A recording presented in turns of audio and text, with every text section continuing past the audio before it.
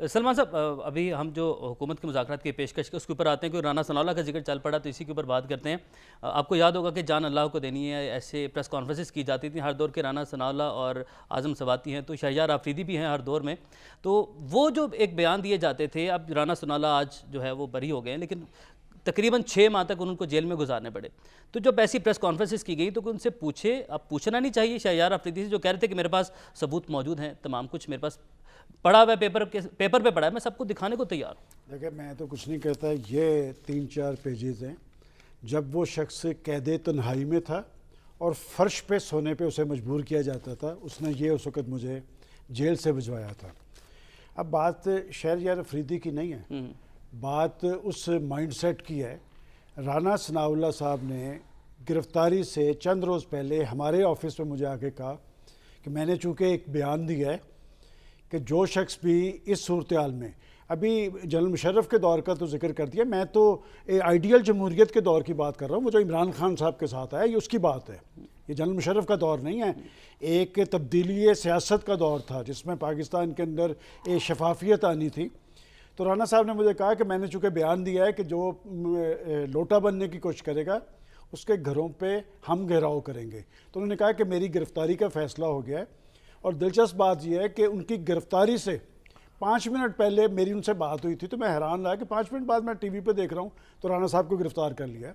और अच्छी बात है कि मैं आज जिक्र करूँगा, हम लोग जिक्र भी नहीं करते, उस वक़्त भी कुछ फेडरल मिनिस्टर्स थे, फवाद चौधरी साहब थे, वो जो मंडी यजमान से तारिक चीमा, उन्होंने भी कहा था कि यहाँ तक ना बात को लेके जाए। लेकिन मैं ये कहता हूँ कि राना साहब, आज तो वो अदारा राना साहब के नीचे और उस अदारे की एक साख थी जिसने पकड़ा है।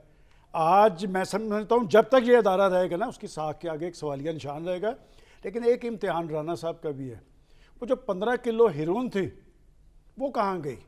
बात यह कि जब सियासी इंतकाम यहाँ तक हो ना कि ये शख्स चूँकि बोलता है और इसे इबरत का निशान बना दें, आज उसे इबरत का निशान बनाने वाले खुद इबरत का निशान है। और अच्छी बात कही गई है कि ये आज़म सवाती हों, राना सनाउल्लाह हों या शहबाज गिल हों, ये सब कुछ भुगतना सियासी हुकूमतों को पड़ता है।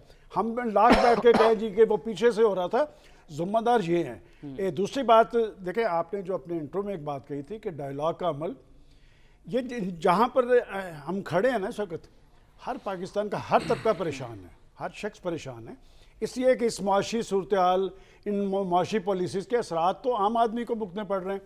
उनको नहीं भुगतने पड़ेंगे जो पाकिस्तान के 2,500-3 हज़ार लोग हैं, पाकिस्तान की अशराफी है, वो तो उनकी लूट मार चल रही है अरबों खरबों में। उन्हें इस बात से क्या कि रोटी 15 रुपए की हो गई है, पिछले 4 साल के अंदर 5 रुपए से 15 रुपए हो गई है। तो बात यह है कि अगर सियासतदान पाकिस्तान से हैं, मुखलस हैं, तो वो बैठ के बात करें। और जैसे अभी कहा गया कि राना सनाउल्लाह, वो राना सनाउल्लाह इसलिए इम्पोर्टेंट है कि वो सिर्फ वज़ीर दाखिला नहीं है, वो पंजाब का जो मुस्लिम लीग नून की सियासत का हब है उसका प्रेसिडेंट भी है। इसहाक डार साहब को लंदन की तायद भी हासिल है। प्राइम मिनिस्टर साहब को ये बात मैंने लास्ट वीक भी कही थी कि उन्हें कहनी चाहिए, वो क्यों नहीं कह रहे, इसलिए कि वो एक मखलूत हुकूमत के प्राइम मिनिस्टर हैं, उनके इत्तेहादियों की रिजर्वेशन है डायलॉग के बारे में।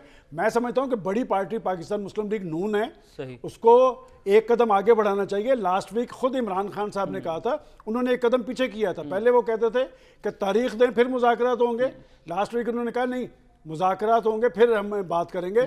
और अगले दिन उन्होंने कहा कि मेरे से सियासी गलती हुई थी।